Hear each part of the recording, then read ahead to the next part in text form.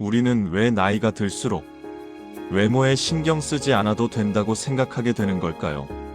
내가 편하면 그만인데 다른 사람을 신경 쓸 필요가 있나라고 생각하신 적 있으실 겁니다.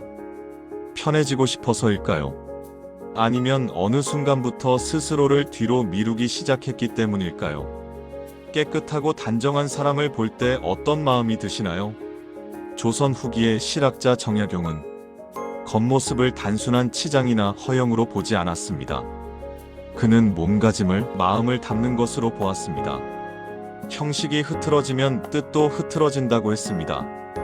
이 말은 단순한 격언이 아닙니다. 삶 전체를 꿰뚫는 하나의 통찰입니다. 화려함에 관한 이야기가 아닙니다. 허영에 관한 이야기도 아닙니다. 자기 자신을 어떻게 대하느냐에 관한 가장 조용하고 가장 단단한 이야기입니다. 몸가짐은 마음의 언어다. 정약용은 인간을 분리된 존재로 보지 않았습니다. 몸이 따로 있고 마음이 따로 있는 것이 아니라 둘은 끊임없이 서로에게 영향을 주고받는다고 보았습니다. 이것은 단순한 철학적 주장이 아닙니다. 우리가 매일 몸으로 경험하는 현실입니다. 마음이 무너지면 어깨가 먼저 내려앉습니다. 눈빛이 흐려지고 발걸음이 무거워지고 손이 느릿해집니다. 반대로 아침에 일어나 세수를 하고 단정하게 옷을 입고 거울 앞에서 자세를 고쳐 세우면 흩어져 있던 생각이 하나씩 정돈되기 시작합니다. 이것이 몸과 마음이 연결되어 있다는 증거입니다. 우리는 평소에 말을 통해 많은 것을 전달한다고 생각합니다. 하지만 사실 우리가 가장 많이 말하는 것은 언어가 아닐 수 있습니다. 자세로 말하고, 표정으로 말하고, 걸음걸이로 말하고, 옷차림으로 말합니다. 이 모든 것이 말을 하기도 전에 이미 상대에게 전달됩니다. 몸가짐은 마음의 침묵 속 언어입니다. 어떤 분들은 이렇게 말합니다. 나이가 들면 그런 것에 신경 쓸 여유가 없다고 합니다. 나이가 들수록 이 침묵의 언어는 더 크게 들립니다. 젊었을 때는 활력 자체가 몸가짐을 만들지만 나이가 들면 몸가짐이 활력을 만들어야 하기 때문입니다. 젊음은 자연스럽게 빛나지만 노년은 의식적인 돌봄으로 빛납니다. 그 돌봄의 시작이 바로 몸가짐입니다. 외모를 가꾸는 행위에 대해 많은 사람들이 오해를 합니다. 타인에게 잘 보이기 위한 것이라고 생각합니다. 인정받기 위한 전략이라고 생각합니다. 혹은 나이가 들어서도 젊어 보이려는 욕심이라고 생각합니다. 하지만 진짜 의미는 그곳에 있지 않습니다. 외모를 가꾸는 행위의 본질은 자기 자신과의 관계에 있습니다. 아무도 만나지 않는 날에도 머리를 빗고 깨끗한 옷을 입고 거울 앞에서 자신을 바라보며 나는 오늘도 여기 있다. 나는 아직 무너지지 않았다. 나는 나를 놓지 않았다. 이것은 조용한 선언입니다. 누가 들어주지 않아도 되는 선언입니다. 누가 알아주지 않아도 충분한 선언입니다. 어떤 날은 아침부터 기운이 없습니다. 몸도 무겁고 마음도 어둡고 아무것도 하고 싶지 않습니다. 그런 날에 침대에서 일어나 세수를 하고 단정하게 옷을 입는다는 것이 얼마나 큰 일인지 아시겠습니까? 그것은 작은 일이 아닙니다. 그것은 자신에 대한 책임입니다. 나는 오늘도 나를 대충 두지 않겠다는 가장 조용하고 가장 강한 결심입니다. 이 작은 마음과 행동들이 하루의 리듬을 세웁니다. 삶의 균형을 회복시킵니다. 무기력에서 벗어나는 첫 발걸음이 됩니다. 단정함은 외부를 향한 것이 아니라 내부를 향한 것입니다. 나 자신을 향한 존중의 표현입니다. 젊음은 화려함으로 빛납니다. 맑은 피부와 빠른 걸음과 환한 눈빛이 설명 없이도 존재감을 만들어냅니다. 그러나 나이가 들면 달라집니다. 이제 외모는 단순한 외형이 아니라 인생의 축적이 드러나는 공간이 됩니다. 흰 머리가 늘어나고 손등에 세월의 흔적이 남고 감출 수 없지만 감출 필요도 없습니다. 중요한 것은 그 위에 무엇이 더해지느냐입니다. 단정함은 주름을 없애지 않습니다. 그러나 그 주름에 품격을 더합니다. 깨끗하게 다려진 옷은 화려하지 않아도 존재감이 있습니다. 빗질이 된 머리카락은 염색을 하지 않아도 단아합니다. 반듯하게 닦인 구두는 유행을 따르지 않아도 신뢰를 줍니다. 나이가 드는 것은 꾸밈을 포기할 이유가 아닙니다. 오히려 더 정성스러워져야 할 이유입니다. 왜냐하면 이제 우리는 인생을 대표하는 얼굴이 되었기 때문입니다. 젊었을 때는 가능성을 보여주었다면 지금은 무엇을 살았는지를 보여줍니다. 어떤 마음으로 살았는지, 어떤 태도로 하루하루를 대했는지, 얼마나 자신을 돌보며 살았는지, 이 모든 것이 외모 속에 담깁니다. 자신을 더 정성스럽게 대하는 것이 중요합니다. 유배지에서도 흐트러지지 않았던 태도. 정약용이 강진으로 유배를 떠난 것은 그의 나이 40이 채 되지 않았을 때였습니다. 18년 동안 그는 궁핍했고 외로웠고 억울했습니다. 언제 돌아갈 수 있을지 알 수 없었고 모든 것이 무너져도 이상하지 않은 상황이었습니다. 그러나 그는 그곳에서도 흐트러지지 않았습니다. 매일 일정한 시간에 일어나 하루를 시작했습니다. 외모와 몸가짐도 마찬가지였습니다. 비록 화려한 옷은 없었겠지만 가진 것 안에서 단정함을 유지했습니다. 환경에 굴복하지 않겠다는 마음과 상황이 나를 정의하게 두지 않겠다는 결심, 나를 잃지 않겠다는 의지였습니다. 우리 삶에도 유배지 같은 시간이 있습니다. 몸이 아픈 시간, 경제적으로 힘든 시간, 혼자 남겨진 시간, 아무도 나를 알아주지 않는 것 같은 시간. 그 시간에 자신을 단정하게 유지하는 것은 약함이 아닙니다. 그것은 가장 단단한 형태의 강함입니다. 나는 상황에 무릎 꿇지 않겠다는 말없는 선언입니다. 겉과 속은 서로를 만든다. 마음이 중요하지 겉모습이 뭐가 중요하냐고. 그런데 한 가지를 잊고 있습니다. 마음은 눈에 보이지 않습니다. 그래서 우리는 형식을 통해 마음을 훈련합니다. 형식은 마음을 담는 그릇입니다. 그 그릇이 흐트러지면 마음도 흘러내리기 시작합니다. 반대로 형식을 정돈하면 마음도 정돈되기 시작합니다. 이것이 겉과 속이 서로를 만드는 방식입니다.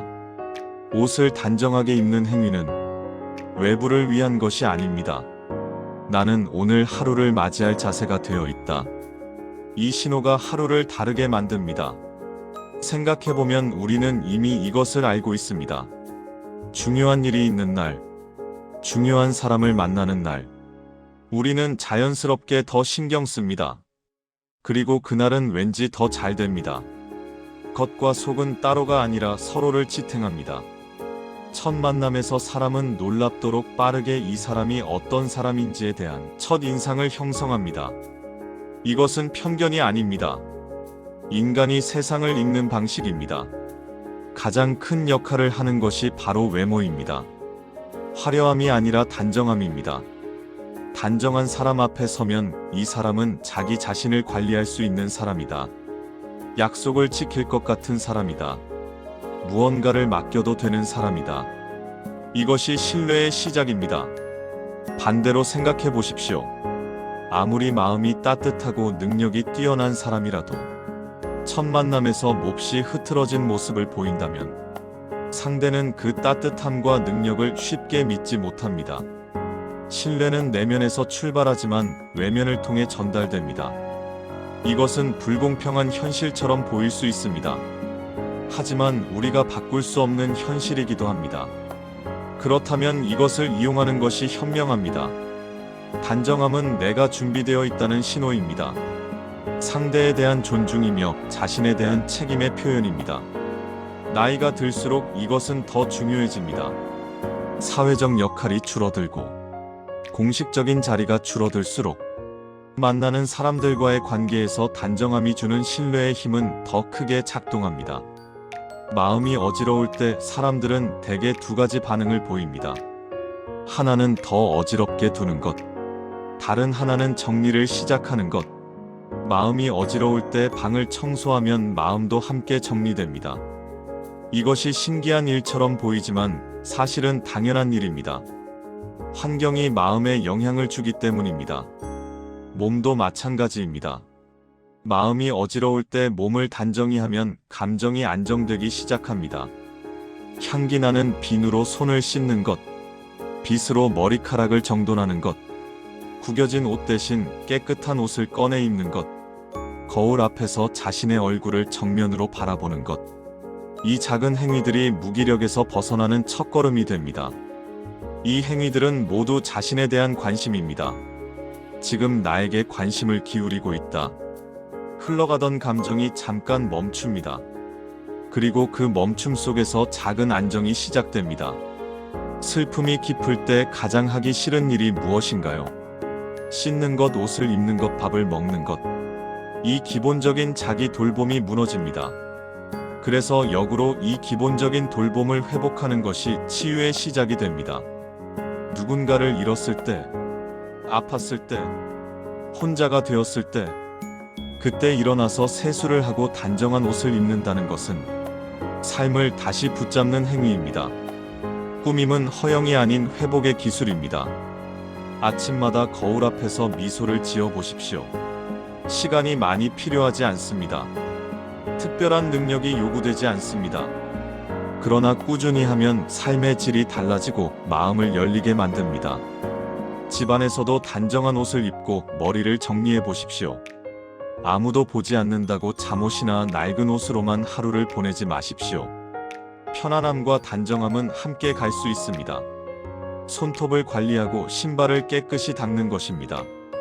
신발은 자신이 잘 보지 않지만 다른 사람들은 생각보다 자주 봅니다. 신발을 닦는 행위 자체가 자신의 발끝까지 돌본다는 의미를 갖는다는 것입니다. 자신에게 어울리는 계절의 색을 찾아보십시오. 그 색이 당신의 계절을 더 아름답게 만들어줄 것입니다. 이 작은 선택이 오늘 하루의 의미를 더합니다. 나는 오늘도 나를 위해 무언가를 선택했다는 느낌이 하루를 다르게 만듭니다. 한 번쯤 스스로에게 물어보셨으면 합니다. 나는 지금 나를 어떻게 대하고 있는가? 혹시 세상이 나를 알아주지 않는다는 이유로 스스로를 대충 대하고 있지는 않은가? 나이가 들었다는 이유로 나 자신에게 드리는 정성을 줄여가고 있지는 않은가? 아무도 보지 않는다는 이유로 보이지 않는 곳에 있는 나를 소홀히 하고 있지는 않은가? 질문들이 불편할 수 있습니다. 그러나 불편한 질문이 진짜 변화를 만들어냅니다. 어떤 상황에서도 자신을 돌보는 사람은 무너지지 않습니다.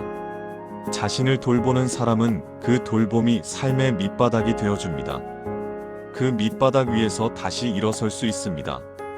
외모는 삶을 대하는 태도의 총합입니다. 오늘 밤 잠들기 전에 혹은 지금 이 순간 거울 앞에 서보십시오. 자신의 눈을 정면으로 바라보며 조용히 말해보십시오. 너는 대단한 사람이고 너를 사랑한다. 처음에는 어색하고 부끄러울 수도 있습니다. 이 말을 반복하는 사람과 이 말을 한 번도 하지 않는 사람은 10년 후에 전혀 다른 자리에 서 있을 것입니다. 오늘 하루를 조금 더 정성스럽게, 더 단단하게, 더 나답게 살아보십시오. 그것으로 충분합니다. 자신을 더 아끼고 외모를 단정하게 하는 사람으로 변화될 수 있다고 믿습니다. 오늘을 살아낸 당신에게 채널입니다. 지나온 시간들을 되돌아보고 싶을 때, 앞으로 나아가는 길이 망설여질 때 철학 속에서 위로, 공감, 용기를 함께 채워나가는 곳입니다. 구독과 좋아요 큰 힘이 됩니다. 감사합니다.